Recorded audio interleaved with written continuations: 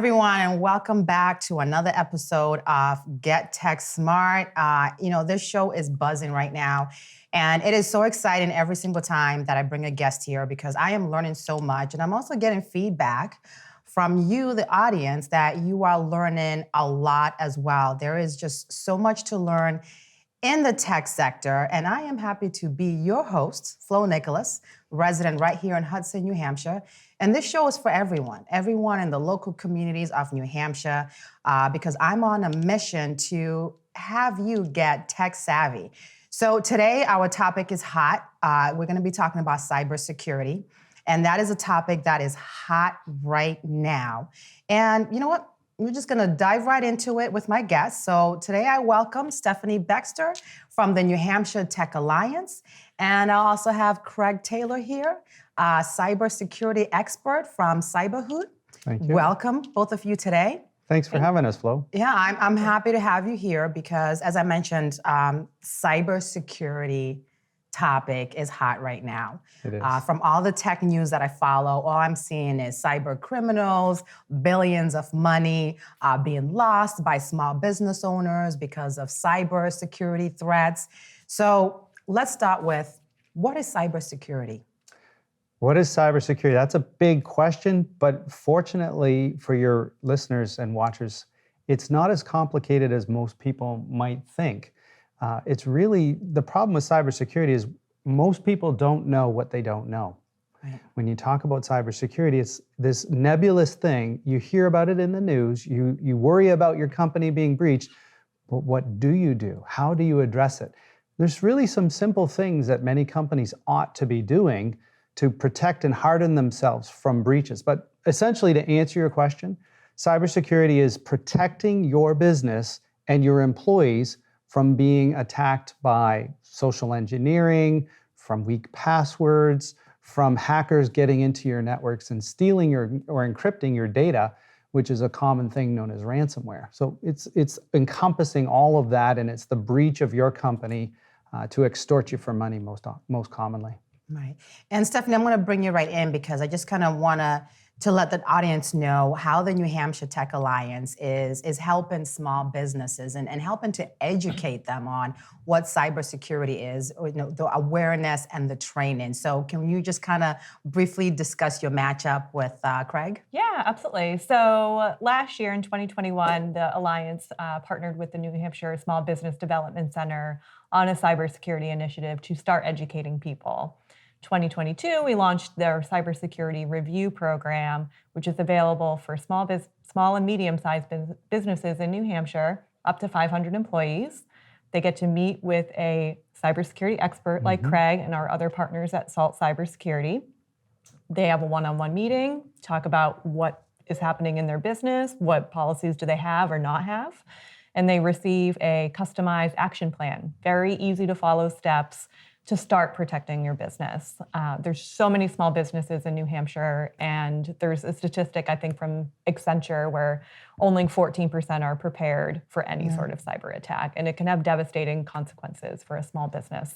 So we're trying to support small businesses and protect them and educate them and work with our partners and see what we can do. And let me add that New Hampshire Tech Alliance is a nonprofit organization right here in New Hampshire. So I definitely appreciate everything that you guys do for the tech sector here in New Hampshire. But let's get back to talking about cybersecurity. And as you said, a lot of businesses, small businesses here in New Hampshire are just not prepared. Right. And I don't even think they even know where to even begin to prepare. So cyber criminals are making a lot of money. Oh, yes. We just talked about it before we started recording. Some of them are probably making $700,000 to steal your information. Right. So what are they looking for, and how can businesses know, what information they have that's vulnerable? Right. So in the grand scheme of things, hackers are looking to exploit you in some way, to steal something of value to you or hold it for ransom. So that could be encrypting your health records. It could be encrypting your intellectual property or stealing it and holding you to ransom so that you have to pay a Bitcoin to get it back. They basically encrypt it with the same level of encryption that protects us all when we go do our banking online. They're using the same encryption as hackers to encrypt the file, only they hold the key. You have to pay them to get it back. You asked, how do businesses, or what should businesses be doing to protect against these forms of attack? There's a lot of different ways that they can get their encryption and their hacking tools into your network. Mostly it's through social engineering or poor password hygiene. These are two areas that what does that mean, right? Right. It's a phishing email that comes into you that doesn't sit right in your gut. You say, this doesn't look right, but I really want to click on it. We were talking about this just before the show. And it's like, what is it that I need to learn to spot and avoid these phishing attacks? Because just clicking on that link can bring malware down to your computer that goes past your antivirus and starts to encrypt your files, and then you're in this big bit of trouble. So there's that aspect to it. There's also the password aspect to it. If you're not using a password manager today, you should start today. That's the number one message I would give you, besides awareness training for your staff. It's adopt a password manager. I quizzed Flo before the show, and she's already using I passed. one. Yes, it was awesome. It's great. But there is a learning curve on this. So when you adopt that password manager, whichever one it is, there are many, or just pick a good commercial one, you're going to hate me for the first week. It's going to be like, what did he tell me to do this? The second week, you'll be like, it's okay, but I'm really kind of upset with you, Craig. And then the third week, you'll be like, I don't know how I survived without this tool. It's such a good thing. It's productivity, it's security. It just makes your life smooth and your computer use a lot easier. So those are two really big areas, because 90% of breaches are human error. They've done studies. My industry and cybersecurity professionals looked at all the breaches in the world, and 90% of them aren't hackers breaking down the front door through a vulnerability of some kind. It's you clicking or me clicking on a phishing attack, or having a same password that I use in, Travelocity on my VPN. And if Travelocity got breached, then they could see and use that to get into my company. So those two things are really pivotal. Yeah, no, you hit upon a lot of hot topics when it comes to cybersecurity. But I think one of the things we really need to dig a little deeper on is, let's be honest, some of those phishing emails look really real. So how do you really decipher, what are the key things that someone should be able to pick up on, right away? Okay, so let me answer that with a statement. That's why I founded CyberHoot 7 years ago, was because one of my clients had an HR person buy $26,000 in gift cards. She was sent an email, this is the president of the company, I need you to buy gift cards for me. And over the course of 2 weeks, maxed out her credit card and other credit cards and bought $26,000 in credit card. I have a bag at home. I wish I'd have brought it with me, just because I keep it as a memento. That's why I started CyberHoot, was to do the things that we're talking about today, to train and alert companies, and then build a training program for their employees to learn the answer to that question. With a phishing attack, there's 7 vectors or hallmarks of a phishing attack. The first and foremost one that you want to look at is who sent it.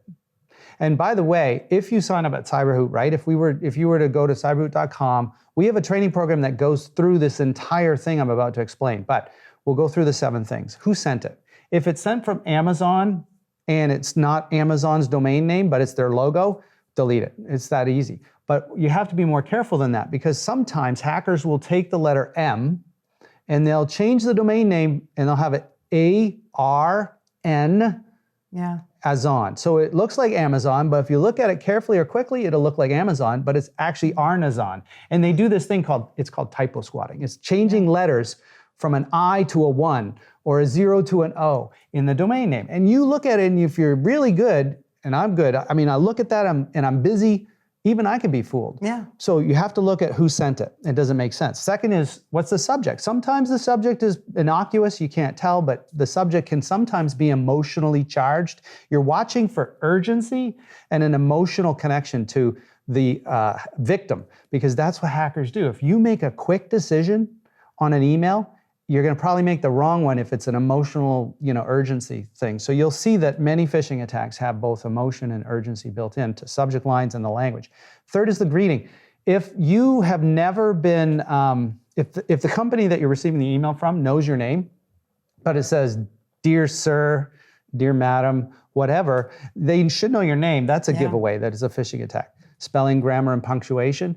Not all hackers are English speakers or first language is English, but some are. So you can't always, if it's perfect grammar and spelling, that could be a giveaway if it isn't there, because Amazon's not going to make some mistakes on that. Then there's that urgency that I mentioned. There could be links in it. If you say, click here to log into your account, but the login link is some other domain from Amazon, it's like, no, that doesn't make sense. Attachments. Watch out for attachments. If it says shipping notification, but it has a .exe on the end, that's like an executable file, right? So you don't want to be clicking on any attachments and links in these emails that you're not 100% weren't expecting, or you didn't, they don't look safe to you. So it's a lot to digest, but that's why we've built testing and quizzes into our platform to regularly train users. We feel like once a month videos and then a periodic phishing assessment or assignment is a really good periodicity to train companies up, change their culture, and protect them effectively from these kinds of breaches. Yeah, and you bring up a good point, because some of the things are, like you said, the letters might be different by just one letter or one number. This actually happened to me. I was on TikTok, and there's a really big influencer that I follow. And I received a message, and I just quickly looked at it, but I thought it was from that influencer. And I was like, oh my God, he sent me a message. And then the person said, hey, thank you for following me. Where are you following me from? And then that's when they were asking where I was, that's when I looked closer and realized that they had the guy's picture, but then when I looked at his followers, this person's followers was only 20, and the guy I follow has like 1 million followers. And right away, I was like, oh my God, someone was trying to get me, but I think we have to stop and slow down.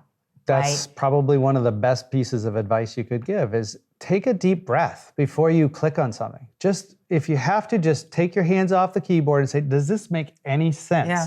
Because if you, in the moment, like we're doing 1,000 things and, oh, I got an influencer feedback, same thing happened to me. I got a recommendation on LinkedIn from a friend, and I was like, oh, I love that. That's so nice of him. So I clicked on it to go log in and read what he said. It wouldn't log me in. My password manager wouldn't log me in. I click on it again. I said, oh, my password manager is broken. What's going on? So I click on, I refresh the screen. And then it dawned on me. I look at the URL. I'm in a server in Italy. It's a perfect LinkedIn image. But I didn't log in. I didn't give the hacker my credentials, even though I could have, because had I known my password, which I don't know any of my passwords anymore. They're all stored in in my password manager. It saved me from logging in, but it's that easy, right? You have the spur of the moment kind of click, and then you can be in trouble. Yeah, and it's frustrating because people are actually making a living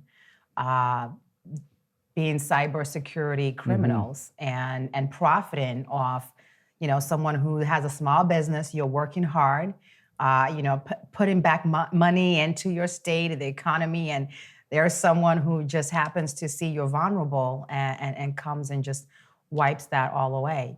Yeah, and I think too, we talk a lot about the employee part of that, where you're a business owner, so you're going to be looking for it. This is your bread and butter. This is what you've created. But the employees below you need that education level, because that's where they sneak in, which is what CyberHoot does, which is what our program does, helps to train people so that your employees catch it too. That's a big let's piece talk of it. about that. Yeah, that's what I was going to ask: is who should be showing up to these trainings? Who? And the other question to that is: are you doing an assessment of their existing security protocols and providing any feedback on how they can strengthen what they already have? So there's two parts to that question. The first is who should be training, and that's everyone that has access to a computer in your company. And so oftentimes we work with school districts in New Hampshire, and they'll say, should we do the coaches or the consultants or the part-timers? Do they have an email address in your domain? Yes. Then yes, they need to be trained because they're the ones that could be clicking on those links to introduce malware into your environment, right? And they might be the weakest link, right? If a human is the weakest link in your organization from a cyber's perspective, you need to train them all. Right. The second thing is in a perfect world, what would you do? And in a perfect world, you start with that risk review that we're doing with the NHTA so that we can look at you holistically, right? Training is just one piece of your cyber program if you're going to get a review done, right? If you go to the doctor, they don't just take your pulse and say, oh, you're healthy because you got a pulse. They want to do some blood work. They want to check your heart. They're going to listen to your lungs, all these other things. That's what we do in cyber. We look if you're governing with policies, if you're testing with phish testing, if you're training on various topics, we make sure you're running an antivirus and a firewall. We look at it holistically, and then we take, the top 10 or 15 things and we say, here's your roadmap for to get you from a very low maturity in cyber up a rung. And there's always higher rungs that you can get to and do more to protect yourself. But that's where we start. And in a perfect world, that's what you ought to start with is a risk review. And right now you get them for free. It's actually. for free. For free. Yeah, free. Till August not for very 15th. long. Yeah, though. I It's know. We almost are running out of 15. time. You got to August sign up 15th. today. You came at the right Yeah. time, because that's the other thing that always comes up when people start looking at, well, how can I protect myself? That's number one. Number two becomes, well, what's the cost? Right.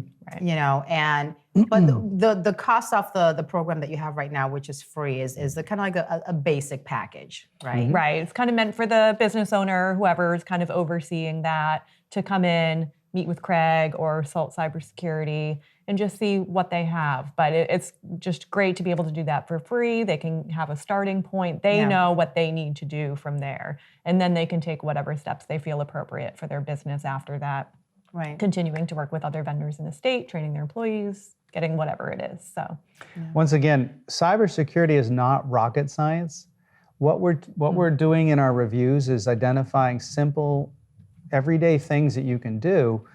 If you were going to the gym and you tried to go once a year, would you have an effect? No. Right. So how frequently should you train at the gym? Probably 2 to 3 times a week. So then people turn to me and say, well, if I do that at the gym, what should I do for cybersecurity training? Just once a month. 5-minute video once a month, and we see tremendous results in the companies that we train with that. We throw in or add on a phishing test once a quarter, and that seems to be enough to keep it top of mind so that when you get that email, you go, oh, it's an influencer, I really like them. You pause, you look at the sender, you go, wait a minute, 20 followers? This isn't the right guy it's the wrong or gal. Yeah. I mean, so one of the other things that I also look at is how often, what is the frequency of the training? I mean, some people might say, oh, okay, I just work with you that one time. I do that free training in New Hampshire Tech Alliance and I'm good for life. But that's not the reality. No, so the review we do is not training, it's a review. I think there's actually, for the people that are participating, they actually have to do training just to talk to us, which was something we set up because if you are going to talk to somebody about cybersecurity and they've never been exposed to any of the common pitfalls like passwords and phishing attacks, then they really don't have enough knowledge to have that conversation. So they watch a few videos from CyberHoot. Once they're sort of grounded, then we do the review. And so that review you do once every 1 to 2 years. From a training of employees, though, you still want to do that once a month training and quarterly phish testing. That's sufficient. And if you develop, once you go through our program, you realize, oh, I need governance policies like a password policy. So my staff know when they sign up on that website, they can't reuse the passwords that their favorite password. They have to use a novel, 14-character password, put it into a password manager. Then when that website's breached, it's not going to affect all your other accounts or your company. So there's lots of other little prescriptions that aren't difficult. You just need to know what they are. And we do that through that review process. Yeah. So right now what we're seeing a lot, thanks to COVID, is a lot more people that are working remotely or hybrid. And there's some companies that still fear doing the hybrid and remote because of security issues or potential breaches. What is the number one thing that companies that are allowing their employees to work remotely, what is the number one thing that they should be doing to make sure that They're protecting those employees who are working remotely, and they're protecting their company information. It's the exact same thing before COVID and after COVID. It's train your employees. Because email comes to you whether you're at home, on your phone, or in the office.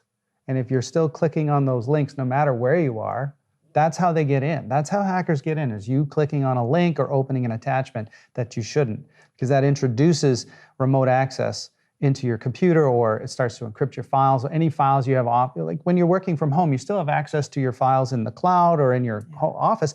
Those begin to be encrypted.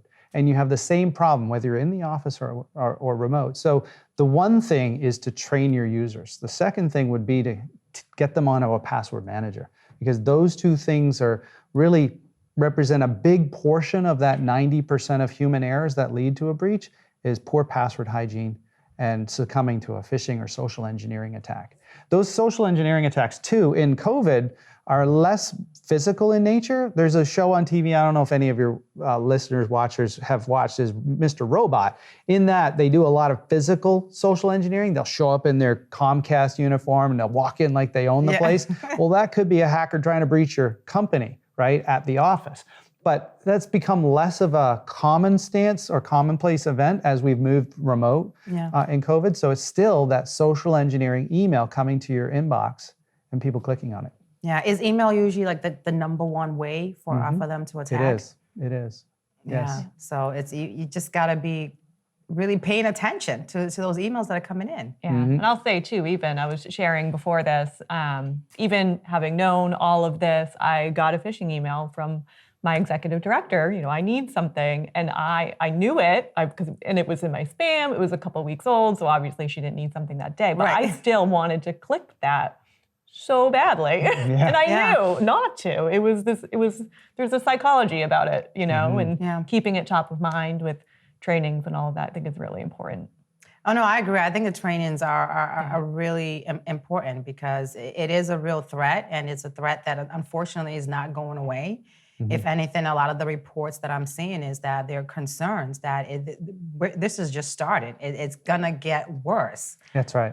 And and how do we prepare? Because the other thing we talked about in just the cybersecurity sector is right now the talent, the tech talent to help companies and businesses protect themselves is missing.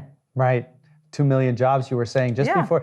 So Flo does her homework really well. She comes to me and she says, is it true there's 2 million open jobs in cyber today? I'm like, yes, absolutely. But that doesn't include the hacking side of the world, right? We were talking about hacker salaries too. You make a lot of money hacking just as much as you can in the cyber industry. But you don't want to be a hacker, because you don't. No, more than likely not. the FBI or CIA might be watching It catches up with you eventually. Yeah. Eventually you make a mistake and then you go to jail, or you inform the FBI. You come work for the FBI sometimes. But one thing I want to make sure is that your listeners out there, people watching this, don't think it's too expensive for my company. For the price of a good latte per month, you can train your employees with CyberHoot. I mean, we charge a nominal amount to send you those trainings, to help you with your phish testing. All of that's built into it. It's really not that expensive. Maybe people have a misperception around, oh, it's too complicated or it's too expensive, I'm just gonna do the ostrich, right? Put my head in the sand and not pay attention to any of this. That's the biggest mistake you can make, because it's really not that hard and it's really not that expensive. But you have to make the decision, I'm gonna protect my company. I wanna sleep at night. I want that peace of mind that I'm doing what I should be doing, minimum essential, to protect my company from the cyber threats I face, because they go after, you know, SMB breaches are growing exponentially year over year. You were talking about some of the statistics, and they just keep going up. I thought it couldn't get worse 10 years ago, and it's been getting worse and worse since then. So make your business more difficult to hack than the one down the street. Just like we put locks on our houses and maybe some lights outside and some cameras or surveillance to protect ourselves physically, you should do that with your business as well. Yeah, no, that's so true, because like you said, it's the cost of a latte. And it's like, okay, do I pay the latte or do I close my business? Because now they've stolen all my information and I can't pay the ransom. Yeah. and the damage to your reputation when you have to send that letter to all your customers that we've been breached. Oh, Mo, they did studies. People that have worked with a company that's been breached, they'll take their business elsewhere. Right? Yeah. It's not just that you can't recover from the breach. Sure, you can. You can buy insurance. Now that insurance says you need to do awareness training. When you do your latest cyber insurance questionnaires, it says, do you train? Do you have multi-factor authentication? Some of the ways of protecting accounts. So you're going to have to do this if you want to get cyber insurance. But at the end of the day, businesses will have a bigger negative impact from a breach if they're small, because those companies are more available and people can take their business to anywhere. Yeah. And one of the things that I saw, I can't remember which state, but I read there was a state that pretty much said, hey, we don't want you paying ransoms.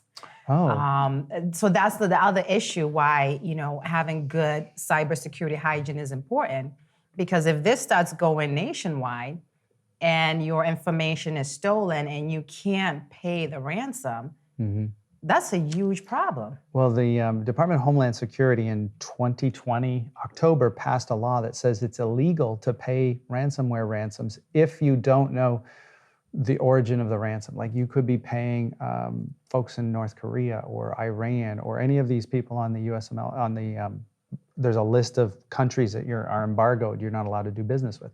So it actually, technically, it's illegal to pay the ransoms. Now, people are still paying them, but at the end of the day, you have to do what's right for your business, right? If you're gonna be down and you can't get the backup, we have some training on backups, by the way, 3-2-1, three methods of backing up your data on 2 different medium, with one being offline. That 3-2-1 methodology will help you recover from a ransomware without having to pay the ransom, unless they try to release your files. Like hackers get better and better each year, right? There's an arms race. Hackers are now taking your data and not only encrypting it, they're saying, we're gonna release all this healthcare data online if you don't pay the ransom. So yeah, you can get your data back and be up and functional. Right. But you can't afford to have all your patient records posted online or your intellectual property sold or any of these other things. So it's just a very bad situation. The good news is the prevention is relatively easy to do if you can invest in your company. Yeah, because I definitely don't want my health information with my weight on there somewhere online. You and me Just both. saying. But do you think it's smart when someone hires a company like CyberHoot to have something on their website that says trained, certified, and we're watching you, hackers? Should you have some? I mean, how do you deter hackers? Deterrence is an interesting thing. I think having your employees never click on phishing is a really good deterrent, because hackers are going to send emails to you and phishing attacks all the time. The one thing you don't want to do, and this is especially for municipalities and businesses, don't advertise that you have cyber insurance coverage on your website, because that's like saying, here, put a big bullseye on my chest, and I'm the one you want to hack because I have the resources to pay you. Yeah. So never, ever advertise that fact. But beyond that, just educate your employees so that it's a black hole. When someone sends an email to you, Flo, it just gets deleted. To you, it gets deleted, Stephanie. And so that's the best protection in the world, is that just saying that nothing ever sticks to this company. They just can't get to my employees because they're so aware of what they should and shouldn't be doing. Yeah. Now, and we're running down on time, but one question that I got asked one time when I was doing a presentation is a lot of people are moving to the cloud. Everything is cloud, transfer to the cloud. Cloud and cybersecurity, what should we know? Well, it's a big question, but in essence, the cloud has been a tremendous enabler during COVID, right? If we had to still work on the computers that were located in our office and the file systems that were in our office, none of the remote working technology would probably have sufficed in COVID for us to all move remote. What enabled that was this thing called a digital transformation that companies go through, taking a file system in the closet at the office and putting it in the cloud so that anyone can get there from anywhere. So that transformation is a good thing. And there's a lot of really good reasons to do a digital transformation. You don't have to maintain and upgrade the app. We used to have month-long projects to go upgrade our Exchange server on the server in the office that's covered in dust. And then it wasn't hardware, the hardware doesn't support it and all this stuff. All that goes away. Microsoft manages that in O365 for you, or Google Workspace manages it for you. You're always running the latest and greatest. You don't have upgrade headaches. It's highly available because let's say a hurricane comes up the East Coast and there's a power outage in Virginia. Well, they have a West Coast data center that automatically takes over. So there's a lot of reliability, redundancy. Backups are easier in the cloud because you have versioning, all sorts of good security reasons in the cloud. The one thing you said, what's the one worry, is that your employees are signing up for all these different services and no one's managing that. And you could overpay because 3 different divisions of your company are buying the same license and you're paying the full rate instead of combining licenses. Or worse, employee X leaves to go to a competitor and they still have access to all your files because you didn't take them out of that cloud, Salesforce app or that cloud ADP app or whatever the case may be. So you need to do a little better job of identifying, tracking, and managing access to those SaaS, software as a service applications that are in the cloud. Maybe give some guidance to your employees that they can't just sign up for any of these things without talking to IT first. That's a couple of the things. There's a lot of benefits, but you have to manage it. Yeah, and do you think small businesses should have like a point of contact who is their, chief technology officer, someone who is pretty much monitoring everything that's going on in terms of compliance with all the cybersecurity trainings that you're providing and processes and procedures? Well, the CyberHoot app itself manages all the compliance, and it's all done through email and it's all automated. So whoever's chosen to sign up for CyberHoot in your company will get reports that say, we're at 100% on videos, we're 100% on phish tests, we're 100% on policies, what have you. All of that's managed automatically. But one thing we haven't said is, and I know we're out of time here, is that a lot of small companies try to go it themselves, and they have like John in accounting new computers, so he runs the IT. Right. That's probably not enough today. So I'll throw a plug out here for our channel that CyberHoot goes through, which is a managed service provider channel.